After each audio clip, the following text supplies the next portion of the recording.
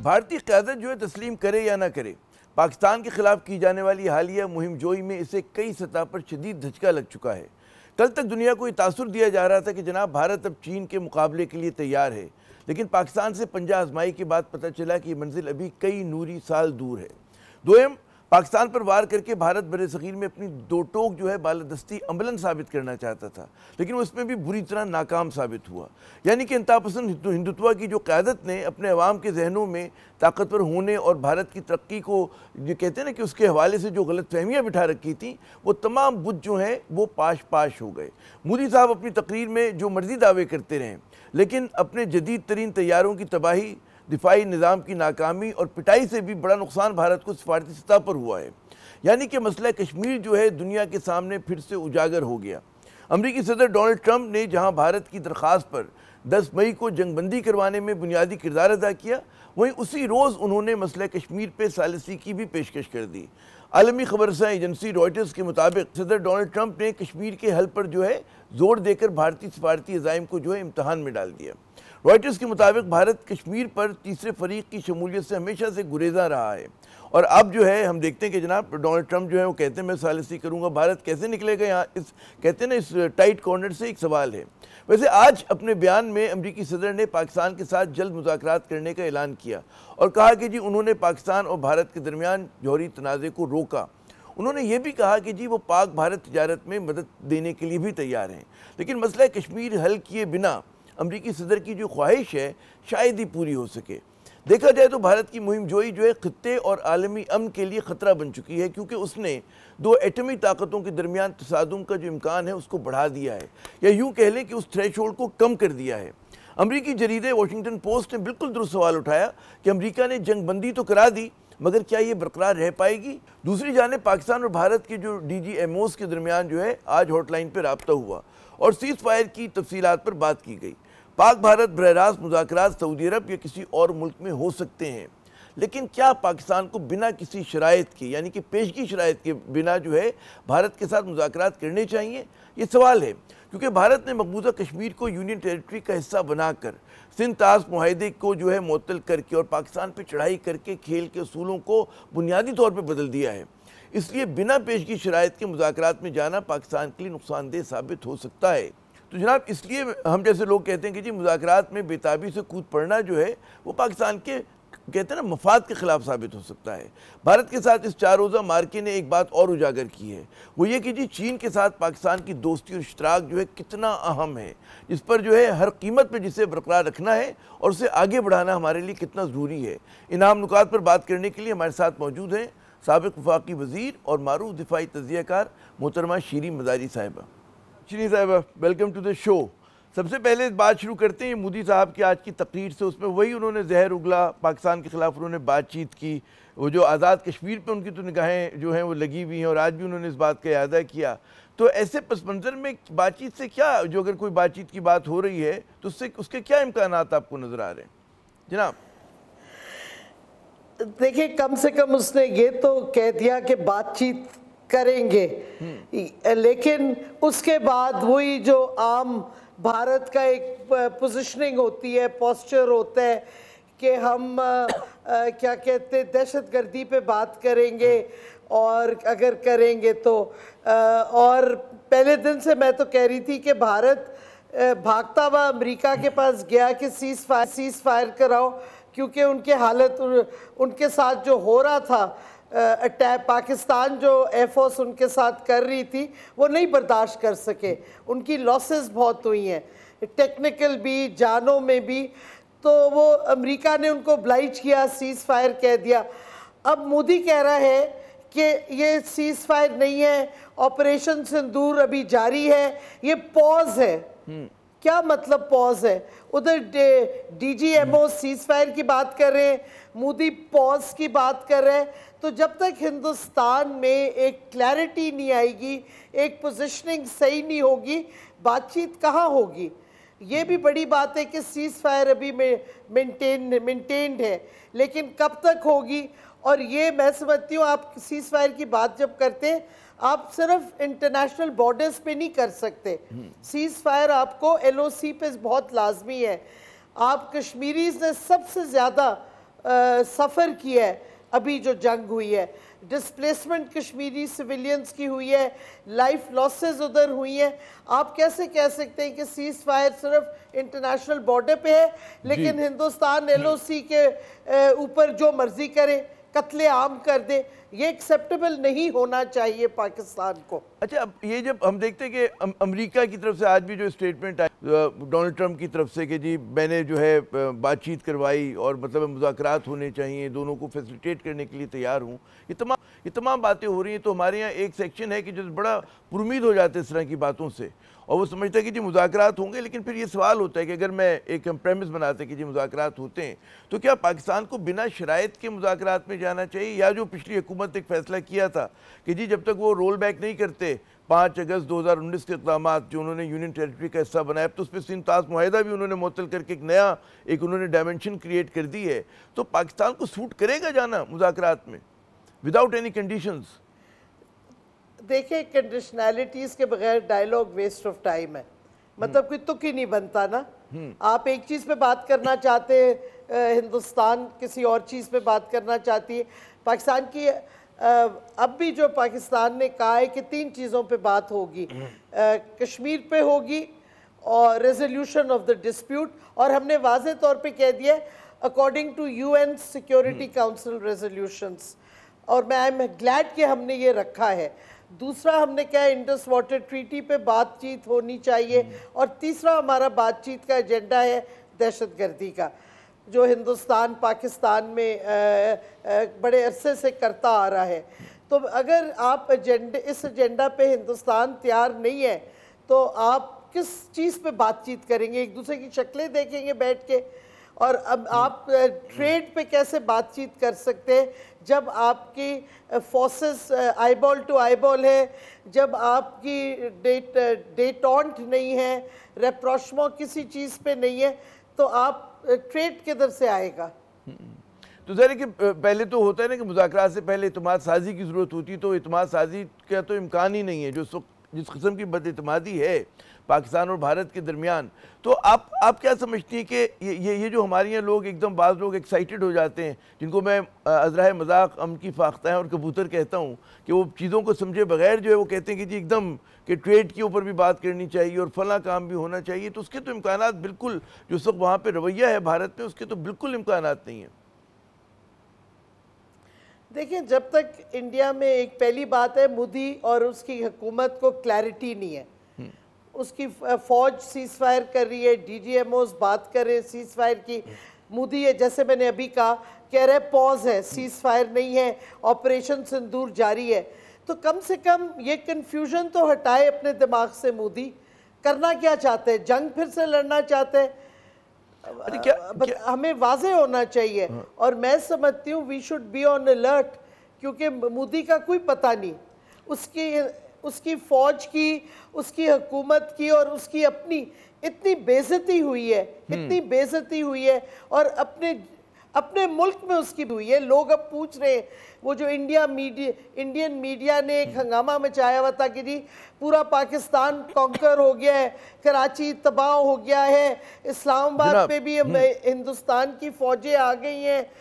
मतलब है, मुझे ये बताइए, मैं खता कलामी कर रहा हूँ कि बहुत से तजियाकार जो सीरियस कहूँगा ना कि तजियाकार, उनका कहना है कि जी जो भारत जो टैक्टिक्स इस्तेमाल कर रहा है using terrorism as a pretext to attack Pakistan, उसके बाद जो थ्रेशोल्ड जो है बहुत नीचे आ गया है जंग होने का, और ज़ाहिर है कि 2 न्यूक्लियर पावर्स हैं, तो कितना ख़तरा बढ़ चुका है साउथ एशिया के लिए, और ज़ाहिर है कि इसके तो जो असरात होंगे वो बियॉन्ड साउथ एशिया भी हो रहे होंगे।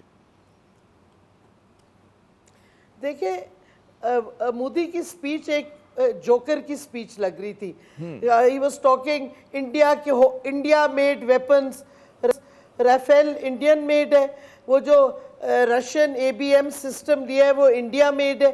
क्या बातें करता है हिंदुस्तान। और बिल्कुल वो जंग हम हर दफ़ा पाकिस्तान को जब भी अटैक करता है दहशतगर्दी का बहाना बना के, ये एक एक्सक्यूज़ है उनका। हमने उनको ऑफर किया आप इंडिपेंडेंट इन्वेस्टिगेशन करें, वो नहीं तैयार करने के लिए। तो मतलब है ये तो एक बहाना है। वो जंग लड़ना चाहता था, उसके साथ बुरी हुई है, वो सारे इतने महंगे टॉयज जो उन्होंने फ्रांस से लिए थे या रूस के जो एंटी मिसाइल सिस्टम लिए थे वो तबाही की तरफ गए हैं। तो अब मोदी फेस सेविंग किधर से ढूंढेगा, मसला ये है।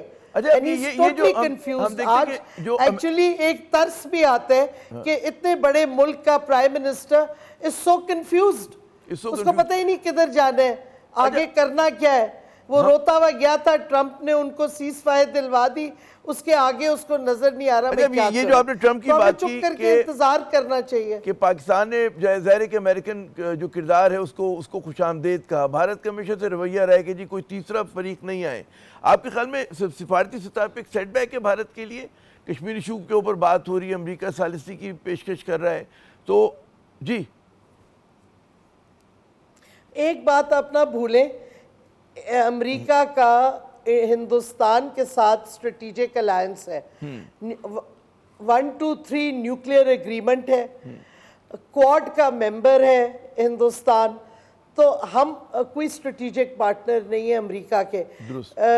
मेरी पर्सनल व्यू हमेशा से रही है कि क्वेश्चन मार्क है अमेरिकन सिंसेरिटी पे और अमेरिकन मोटिव्स पे।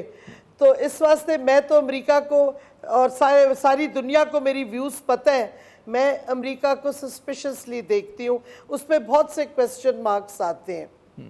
अच्छा, इन हालात में फिर पाकिस्तान और चीन का जो इश्तराक, ताउन, दोस्ती, कुर्बत है, वो कितनी ज़रूरी पाकिस्तान के लिए? क्योंकि बाज़ औक़ात हमारे बाज़ बाकी उसको भी अंडरमाइन करने की बात करते हैं। जी देखें, हिंदुस्तान हमारा वो क्या कहते हैं, चीन हमारा इतना स्ट्रॉन्गेस्ट एलाय है, स्ट्रेटेजिक एलाय है, उतना ही स्ट्रॉन्ग एलाय है हमारा जितना हिंदुस्तान हमारा दुश्मन है।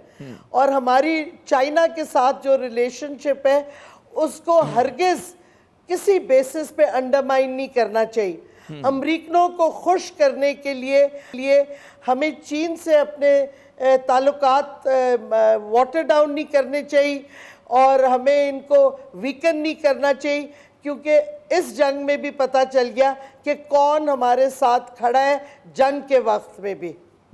अच्छा, मुझे ये बताइएगा कि बयानिए की लड़ाई में हम देखते हैं कि एक तरफ पाकिस्तान फौज का उसका बड़ा अहम किरदार रहा, ना सिर्फ दिफा में रहा बल्कि एक इवन नैरेटिव बिल्डिंग में भी रहा। अच्छा, उसके मुकाबले में सिविलियन आर्म को आप कैसे देखती हैं कि हुकूमत की कारकर्दगी को आप कितने नंबर देंगी? मुझे तो हुकूमत नज़र नहीं आ रही थी, माजरत के साथ। आपके डिफेंस मिनिस्टर ने एक दो इतने डैमेजिंग रिमार्क्स दिए कि हम मदरसों के स्टूडेंट्स को सेकंड लाइन ऑफ डिफेंस करेंगे। उन्होंने टीवी पे वेस्टर्न वर्ल्ड को एडमिट किया कि अमेरिका से पैसे लेके हम उनकी जंग लड़े थे, एक्सट्रीमिस्ट को सपोर्ट कर रहे थे। उसके अलावा मुझे बताएं, शरीफ्स का या चीफ मिनिस्टर या पंजाब की कैबिनेट मेंबर्स या फेडरल कैबिनेट मेंबर्स के कोई सोशल मीडिया पे ट्वीट्स आई, कोई स्टेटमेंट्स आई कंडेमिंग इंडिया और मोदी को बाय नेम? शायद मैंने मिस कर दी हो, बट मैंने तो बहुत सर्च किया सोशल मीडिया पे, कोई तनकीद हो रही है, मुझे नजर आई। नवाज शरीफ साहब पे तो तनकीद हो रही है कि जी उन्होंने एक लफ्ज नहीं बोला मोदी के ऊपर, कोई तनकीद वो उन्होंने नहीं बोला। शहबाज शरीफ ने कहा बोला, सदर जरदारी ने किधर बोला, और पंजाब के चीफ मिनिस्टर किधर बोली? उनकी जो स्पोक्स पर्सन है उनकी आवाज नहीं नजर आई। पंजाब पे इतने अटैक्स हुए हैं सिविलियंस पे, किधर थे ये लोग, किधर है इनकी आवाज? चुप थी।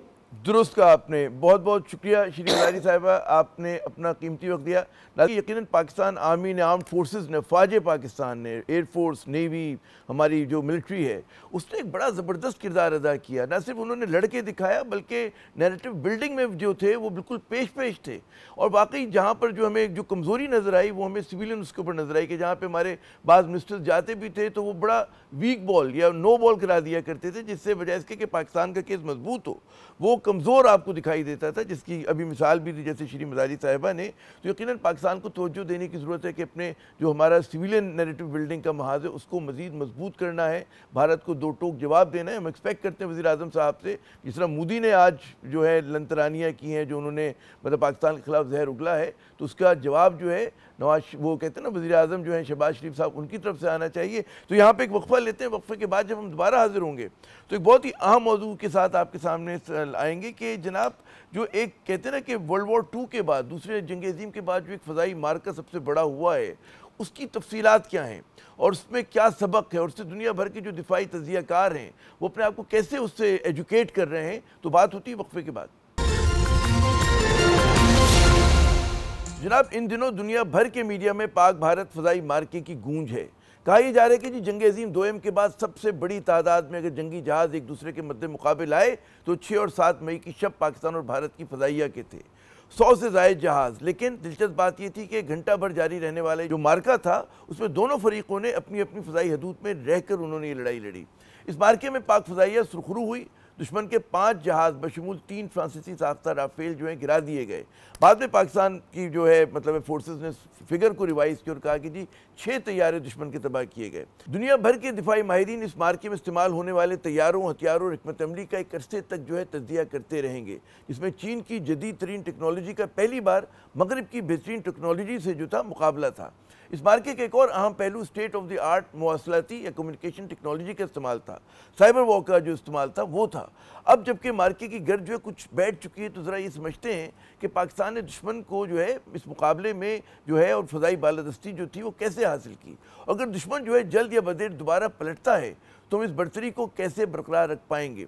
हमारे साथ मौजूद हैं air commodore retired Khalid Mahmood Chishti साहब।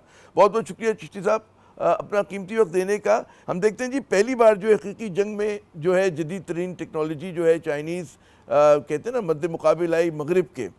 क्या कहते हैं कि जो हमारे दिफाई माहिरीन दुनिया भर के कहा ही जा रहा है कि अरसे तक इसको एनालाइज करेंगे, क्या ज़रूरत होगी इसकी? जी बहुत शुक्रिया आमिर साहब का और आपके चैनल का, मुझे आपने इनवाइट किया। It's a matter of honour. देखिए आपने बड़ा अच्छा पॉइंट आउट रेस किया है कि ये आने वाले कई सालों और शायद कई दिहाइयों तक ये कॉम्बैट पढ़ाई जाएगी। जो वर्ल्ड वॉर आपने जिक्र किया उसमें सैकड़ों जहाज होते थे, लेकिन वो ऑलमोस्ट सब के सब जहाज विजुअल लड़ते थे, एक दूसरे को सामने देख रहे होते थे, जैसे अखाड़े में लड़ते हैं, जैसे बॉक्सर लड़ते हैं उस तरह लड़ा करते थे। एक दूसरे को टैक्टिक्स देख के डिवाइस किया करते थे, अपने आप को मॉडिफाई करते थे, और जिसकी स्किल और हैंडलिंग और नजर आई साइट अच्छी होती थी और रिफ्लेक्सेस अच्छे होते थे वो जीत जाता था। अब गॉन आर द डेज, ये ऑलमोस्ट वर्ल्ड वॉर के बाद तकरीबन 70-80 साल बाद हम बात कर रहे हैं। दुनिया बदल गई, अब टेक्नोलॉजी का जमाना आ गया है, और जो इस वक्त जहाज इस वक्त कॉम्बैट में हिस्सा लिए हैं वो बहुत सोफिस्टिकेटेड हैं, बहुत सेंसिटिव हैं, और बहुत ज़्यादा इलेक्ट्रॉनिक्स जो आपने खुद ही कहा और साइबर कमांड और दूसरी नेटवर्किंग पर डिपेंडेंट हैं। और ये पुराने ज़माने में होता था कि आप स्किल में अगर अच्छे हैं तो आप अकेले ही मारेंगे और अकेले ही बचकर आ जाएंगे। अब वो नहीं होता, अभी आपकी फॉर्मेशन होती है, आपकी इंटीग्रेशन होती है, आपकी नेटवर्किंग होती है, और आपस में आपका म्यूचुअल सपोर्टिव मिशंस होते हैं। ये आप देखिए कि मैं क्विक आपके नाजरीन को शायद उस वॉर से थिएटर का थोड़ा सा बता दूं तो फिर हम शायद बेहतर पोजीशन में हो इस पर बात करने के लिए। 72 जहाज चुने गए आमिर साहब, 34 के करीब उसमें राफेल थे, 2 जहाज को मेंटेनेंस की वजह से उनके डाउन थे। 34 राफेल 36 में से उड़ाया गया। ये मैं कंफर्म आपको डाटा बता रहा हूं जो मैं अपनी वेरी जिम्मेदारी से कह रहा हूं। 35-36 जहाज दूसरे टाइप के लिए गए और बेस्ट ऑफ 1000 एयरक्राफ्ट हवा में भेजे गए। उसमें से तकरीबन 20 के करीब जहाजों का ये मकसद था कि स्टैंड ऑफ वेपन मारेंगे वो, यानी कि हमारे अंदर हमला करेंगे। जो पहले दिन हुआ था, आपको याद करा दूं, वो बच्चा जो शहीद हुआ था, ये वो वाली रात है। उसमें बाकी तकरीबन 50 से ज्यादा जहाजों का एक ही मकसद था, to be on the shooting spree. जैसे वो फिल्मों में शूटिंग करते थे, उसका सिर्फ ये रैंडम शूटिंग था कि कोई भी पाकिस्तानी जहाज सामने आए उसको मार गिराना है। वो अपॉर्चुनिटी 2 वजह से लेना चाहते थे। एक पिछला वाला हिसाब था अभिनंदन वाला, और एक अभी चाहते थे कि अभी कुछ ना कुछ हमने अपनी कौम को दिखाना है। और आप सोचिए जरा कि हर जहाज पर एवरेज 4 से 6 मिसाइल लगते हैं, एयर टू एयर वेपन्स लगते हैं जो मिसाइल दूसरे जहाज को कर सकता है। इन 70 जहाजों पर तकरीबन 300 के करीब मिसाइल मौजूद थे। और आप अंदाजा लगाइए कि हमारी पीएफ की कितनी relatively inferior number, but better in technology, better in training and better in the beyond visual range missiles. तो ये 3 डिमेंशन में जब आप लेके हवा में गए हैं, 1 घंटे की नर्व ब्रेकिंग या ब्रेथ टेकिंग किस्म की कॉम्बैट हुई है। I was in touch with PF authorities then, obviously not during the combat but soon after that मुझे एक एक करके काउंट पता लग रहा था कि अभी 1 हमारे पास कंफर्म हो गई है, अब 2 हो गई हैं, अब 3 हो गई हैं, अब 5 हो गई हैं, अब 6 हो गई हैं, और +1 अनमैन्ड जो हमने मारा है अल्हम्दुलिल्लाह। और मैं आपको एक क्रेडिबिलिटी के सेंस में बताऊं कि अभी मुझे बीबीसी के, रॉयटर के किसी को लोग इंटरव्यू कर रहे थे, कमोडोर साहब व्हाट इफ वी डाउट कि आपके भी इतने ही लगे हैं, इंडियन तो कह रहे हैं हम नहीं अभी बताएंगे और आपने क्लेम कर लिया, लेकिन हाउ डू यू सब्सटेंशिएट? देखिए मैं आपको एक बहुत ऑथेंटिक बात पहली दफा आपके चैनल पे बता रहा हूँ, वो ये कि जब मैंने हाईएस्ट ऑफिशियल से, वेरी हाई ऑफिशियल पाक फिजाइया से मैं इन टच था, और जब उन्होंने 6 का काउंट बताया, तो उनके जब पहले उन्होंने 2 3 4 बताए, थोड़ी गैप के बाद 6 बता दिए, प्लस किया, तो उन्होंने जब अपने मुंह से 6 का लफ्ज निकाला तो मैंने कहा ओके दैट मीन 6 + 1, ये कंफर्म है। मीडिया को अभी नहीं पता लगा था, मैं 2:30 बजे की बात कर रहा हूँ। तो उन्होंने मुझे कहा नहीं सर, आप यूं करें, इसको 5 + 1 ही रखें। अच्छा, तो मैंने कहा अभी तो आपने 6 कहा था, तो 6 + 1 हुआ, तो अब क्यों 5 कर रहे हैं? Can you imagine what he said? He said जब तक हम रैकेट से रीवेरीफाई नहीं करेंगे हम छठा क्लेम नहीं करेंगे। अच्छा, तो किया तो फिर इतनी बाद हमारे जी, वो बाद में हुआ जी, जो कल डीजीआईएसपीआर की मीटिंग में उन्होंने कंफर्म किया। मैं ये बताना ये चाह रहा हूं कि हम एथिकली इतने कमिटेड थे टू फेयरनेस कि हम ये नहीं कह रहे थे कि हाँ जी वो हमें बीप आई है, इंटीग्रेशन इलेक्ट्रॉनिक सिग्नल आ गए हैं तो हमने मार दिया। अच्छा, मुझे ये समझाइए कि जैसा आप फरमा रहे हैं कि भारतीय फजाइया की तादाद ज़्यादा थी, ठीक है ना, अच्छा उनके पास भी ज़ाहिर है कि मगरिब का राफेल या दीगर जो उनके पास थे, रशियन वो था प्लेटफॉर्म और दीगर थे, फ्रेंच जो थे, कैसे एकदम इतनी बेबसी में मुब्तला हो गए? क्या किया पाकिस्तानी, वो जो उनके ही लफ्ज़ इस्तेमाल करें, क्या चमत्कार किया पाकिस्तानी फजाइया ने? जी ये आपने लफ्ज सारा इस्तेमाल करके सब कुछ कूजे में बंद कर दिया जी। देखिए ये नर्व गेम थी बुनियादी तौर पे, ये कूल माइंडेडनेस की गेम थी, ये कंपोजर और स्टेबिलिटी ऑफ माइंड की गेम थी। और जैसे मैंने अर्ज किया कि सबसे बढ़कर जिसका कम जिक्र हुआ है, पिछले प्रोग्राम मैंने आपके जिक्र किया था, cyber command and aerospace technology apply हो रही थी। हम डिग्रेड कर रहे थे उनकी सिचुएशनल अवेयरनेस, हम उनकी इंटीग्रेशन को इफेक्ट कर रहे थे, हैम्पर कर रहे थे कि लेस म्यूचुअली सपोर्टिव रहे। देखिए फाइटर पायलट को जब हवा में जाता है तो बहुत ज्यादा स्ट्रेंथ और मान होता है कॉमरेड्स के ऊपर जो साथ उड़ रहे होते हैं, जो सपोर्ट कर रहे होते हैं, चाहे वो पीछे रिफ्यूलर उड़ रहा हो, जहाज A2A रिफ्यूलर उड़ रहा हो, चाहे जैमर पीछे उड़ रहा हो, चाहे एयरबोर्न अर्ली वार्निंग रडार का जहाज उड़ रहा हो, मैं उससे बात करके पूछता हूं कि मुझे सिचुएशन बताओ, आगे जहाज कितने उड़ रहे हैं, कौन सा किधर जा रहा है, ग्राउंड वाले रडार से पूछता हूं। अगर मेरी कम्युनिकेशन ही सिर्फ आप इफेक्ट कर देना 20-30%, तो मेरा कॉन्फिडेंस शेक हो जाएगा। पता नहीं मुझे ये अपडेट जो आ रही है वो ठीक आ रही है या गलत आ रही है। पाक फिजाइया ने एरोस्पेस और साइबर कमांड्स को बड़ा इफेक्टिवली इस्तेमाल इंटीग्रेट किया। अच्छा, जी जी। अच्छा, अब ये कहा ही जा रहा है कि दुश्मन जो है दोबारा पलटेगा कुछ अरसे के बाद सस्ता कर। अच्छा, हमने तो दिखा दिया कि हम कैसे लड़ते हैं, तो आपके ख्याल में उसके एडवांटेज को जाएगा कि जब अगली मरतबा वो रुख करे पाकिस्तान की तरफ, मैली आंख से देखे, तो कुछ चीज़ें हमारी एक्सपोज नहीं हो गई, उनका हमारे लड़ने का अंदाज, क्या वो काउंटर कर सकेगा फ़ौरन इसको अगले 2-3 महीने में? कुछ लोग 12 रोज़ की बात कर रहे हैं, कुछ कहते हैं कि जी मतलब है चंद माह का जो है वक्फा है ये। अजीब अच्छा सवाल है ये। देखिए जब आप दुश्मन से लड़ते हैं तो आपकी कुछ चीज़ें एक्सपोज होती हैं और कुछ नहीं होती हैं, कुछ फ्रीक्वेंसीज होती हैं, लेकिन हमारे अंदर जो बेस्ट पार्ट है मैं आपको वो रिपोर्ट कर रहा हूँ, वो हमारी साइबर कमांड ने जो बहुत इफेक्टिव रोल प्ले किया। मैंने उसका विजिट किया, मैंने उनके जो IT एक्सपर्ट थे और साइबर के एक्सपर्ट थे उनके साथ पूरा दिन गुजारा था। और यकीन करें सारा दिन के बाद मैंने उनसे पूछा आखिर में बिल्कुल यही सवाल किया जो आप कर रहे हैं। मैंने कहा यार जब आप चलाओगे इस तरह, नौजवान बच्चे थे बिल्कुल 25-25 साल के यंग ऑफिसर्स, तो मैंने उनसे पूछा कि जब ये तुम चलाओगे दुश्मन के खिलाफ तुम्हारी तो फ्रीक्वेंसी एक्सपोज हो जाएंगी। तो और दूसरा ये है कि ये या चाइना का होगा या कोई अमेरिका का टेक्नोलॉजी हार्डवेयर लगा होगा या कोई आपका सॉफ्टवेयर वहाँ का होगा, कोई कोडिंग वहाँ से कराई होगी। तो मुझे आपको बताते बहुत खुशी हो रही है कि मुझे नौजवान अफसरों ने बताया कि सर 100% इसी छत के नीचे डेवलप हुआ है और हम इसी छत के नीचे डेवलप हुआ है। जिस आप बिल्डिंग में खड़े हैं, हमारा कहीं इस बिल्डिंग से बाहर से बिल्डिंग के बाहर से कोई ताल्लुक नहीं है हमारा। जब तक हम खुद इसकी coding, decoding, reverify, switching the frequencies, going for alternate frequency जब तक हमारे हाथ में है, हमारी 10,000 हमारे से मिशन करवा लें, हम दुश्मन को नहीं पकड़े जाएंगे, क्योंकि कोडिंग हमारे हाथ में है, स्विचिंग हमारे हाथ में है, सॉफ्टवेयर हमारे हाथ में है, रीडिजाइनिंग हमारे हाथ में है। ये मैं आपको कंफर्म कर रहा हूं बिकॉज़ ये सवाल मैंने उनसे किया था, जिसका मैं पहली दफा शायद आपको इतनी तफसील से जवाब दे रहा हूं, क्योंकि आप मेरे ज़हन में सवाल है। अच्छा, एक और कहा ही जाता है कि जी भारत जो है आईटी में बहुत मतलब छलांग है और उसके आईटी एक्सपर्ट्स जो है दुनिया भर में फैले हुए हैं, तो ये तो पाकिस्तान की तरफ से मेरे ख्याल में मोजाती किस्म का वो है कि हमारे नौजवानों ने, बच्चों ने माशाल्लाह इस तरह से उन्होंने इस चीज़ को काउंटर किया। वरना भरम तो उनको ज़्यादा है कि जी दे आर द मतलब biggest exporter of IT technology और वो जो क्या कहेंगे ह्यूमन रिसोर्स। आमिर साहब, उधर जाके यकीन करें मेरा अपने यूथ पर इतना एतमाद रीडेवलप हुआ, लॉस तो कभी भी नहीं था, रीडेवलप हुआ, री इंश्योर हुआ, और मैं हैरान हो गया कि इसका मतलब है कि हमारी जो बच्चे हैं, नए नए यंगस्टर्स जो हैं, ये सिर्फ एक एनेबलिंग एनवायरनमेंट मांगते हैं, ये एक इनकरेजमेंट मांगते हैं, ये एक पैटर्नेज मांगते हैं ऑर्गेनाइजेशन से हो या एयरफोर्स हो, आर्मी हो, नेवी हो या सिविल सेक्टर हो कोई। आप हैरान करने के, यानी ये कि आप सही कह रहे हैं कि मोजजाती काम कर रहे हैं जो मेरे लिए बिलीव करना मुश्किल था।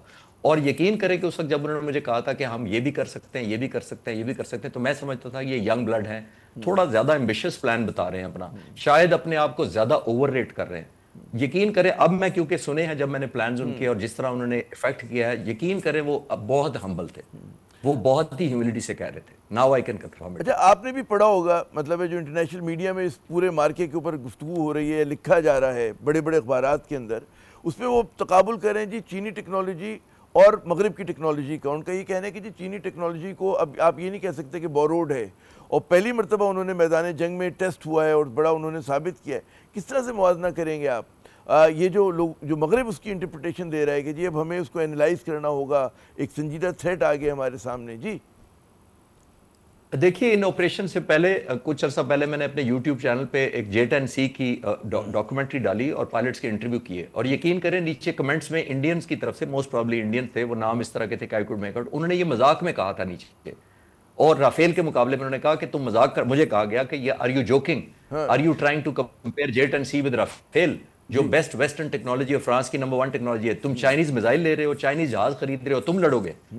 ये यकीन करें अभी चंद हफ्ते पहले तक ये कमेंट आ रहे थे। तो J10C ने, PL-15 ने, JF-17 थंडर ने और उसके ऊपर लगे हुए PL-15 ने अपनी रेट रीएस्टैब्लिश की है, अपने लिए भी और चाइना के लिए भी। अब देखिए, चाइना ने आज तक कॉम्बैट टेस्ट नहीं किया जहाज को अपना, हमने किए हैं, हमने उनकी जहाज को वेरीफाई कर दिया है। J10C पाकिस्तान पहला मुल्क था जिसने खरीदा, और इजिप्ट दूसरा मुल्क था जो खरीदने जा रहा था, या ऑलमोस्ट फाइनल कर रहे हैं आजकल वो डील J10C की। हालांकि 3 साल से J10 अवेलेबल है मार्केट में, लेकिन कस्टमर और कोई नहीं मिला पाकिस्तान के बाद उनको, इजिप्ट के अलावा। तो अब देखिएगा आप J10C भी, और इंशाल्लाह ताला मुझे ये भी उम्मीद है कि JF-17 थंडर ब्लॉक 3 जो हमारा ऑब्वियसली वेंचर है, अब हमारे साथ लोग रुजू करके कहेंगे, जो आप तो कल परसों कह रहे थे ना टेक्स्ट बुक में हम पढ़ाएंगे कि ये आने वाली नस्लें पढ़ाएंगे, टेस्ट वाली जहाज पर भी आज से लोग पूछना शुरू हो जाएंगे चंद दिनों में कि यार हमें जहाज पहले दे दो, पायलट भी अपने भेजो जो हमारे ट्रेनिंग करें। तो ये दुनिया, मेरा ख्याल है इसने एविएशन और एयर पावर की डायनामिक्स इस 5 रोजा जंग ने या कॉन्फ्लिक्ट क्या ने, इसने डायनामिक्स बदल के रख दी। तो आप ये एसेस करते हैं कि मगरबी जो ज़ाहिर के जो सप्लायर्स इंडिया के मगरबी मुमालिक हैं, वो आगे कोई शॉर्ट टर्म सोल्यूशन दे सकेंगे इतनी जल्दी में, खड़े घाट जो कहते हैं?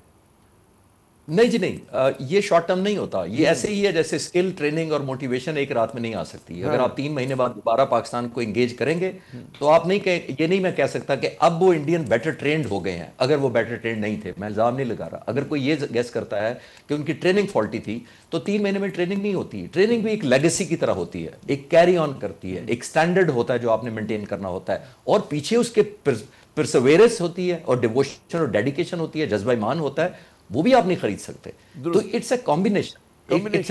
आपने कुछ तस्करा भी किया कि माजी में कैसा एयर कम्बाट हुआ करता था और अब कैसा हो रहा है, कि जैसे 65-71 की जंग में ज़ाहिर कुछ और अंदाज था। फिर मैंने आप ही को सुना कि आपने फरमाया था कि जी हमने इतना गोला बारूद इस्तेमाल कर डाला कि जो गालिबन 65 की जंग में नहीं हुआ था कुछ। क्या फ़र्क आया, क्या एक कहते हैं ना कि तरीक़े वारदात में, लड़ने के तरीक़े में? जी ये मैं बड़ा ऑथेंटिकेट आपको कह सकता हूं कि मेरे पास डाटा है, और मैं सिर्फ आप जब कंपेयर कर रहा था 65 की जंग के, क्योंकि मैंने एक डॉक्यूमेंट्री बनाई थी 65 वॉर पे, तो मुझे अचानक लगा कि ये इतना ज्यादा कैसे वेपन का लोड अब आया है, जो टनेज हमने फेंकी है।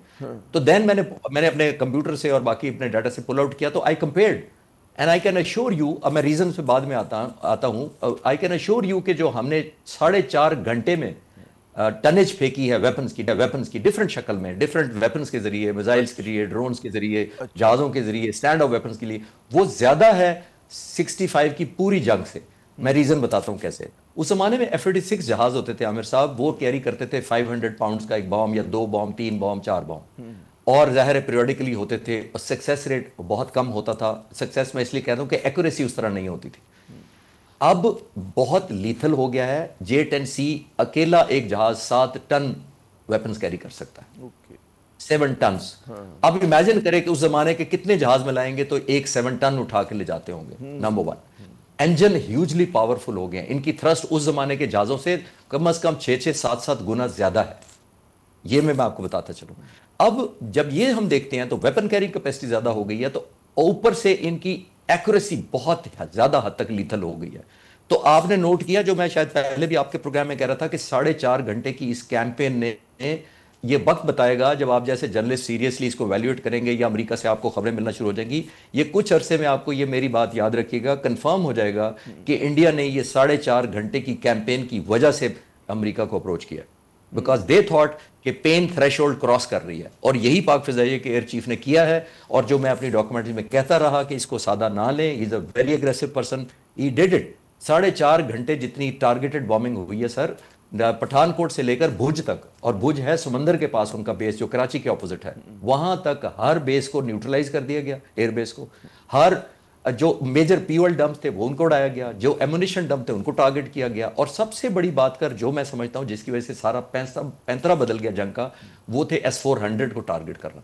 एक उनकी बैटरी को और सेटअप जो इनकी इंस्टॉलेशन थी, हमने उसको भुज पर मारा है, तबाह किया है। और जो आदमपुर में थी उसको 2 दफा विजिट किया, twice we made sure that उनको पता लगे कि हम 2 दफा भी किसी जगह आ सकते हैं। इससे हिंदुस्तान का एक्चुअल कॉन्फिडेंस शैटर हुआ है S-400 की वजह से। चिश्ती साहब, बहुत बहुत शुक्रिया, अपना कीमती वक्त दिया आपने। वाकई नाजरीन, हमारी पाक फ़ज़ाइया ने जो है दुश्मन के दिल को दहला दिया। यहाँ पे एक मुख्तसर वक्फा लेते हैं, हमारे साथ रहिएगा। तो जनाब, इस 4 रोज़ा जो मार्का हुआ है पाकिस्तान और भारत का, उससे हमें सबक ये मिलता है कि हमें हर वक्त जो है बिल्कुल तैयार रहना है, क्योंकि दुश्मन जो है वो फिर पलटेगा।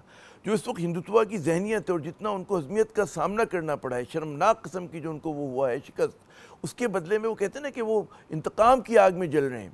तो हमें खुशी का इजहार करने से ज़्यादा जो है अगले मार्के की तैयारी करनी है। इसी के साथ आमिर ज़ैद को अगले प्रोग्राम तक के लिए इजाज़त दीजिएगा। खुदा हाफ़िज़।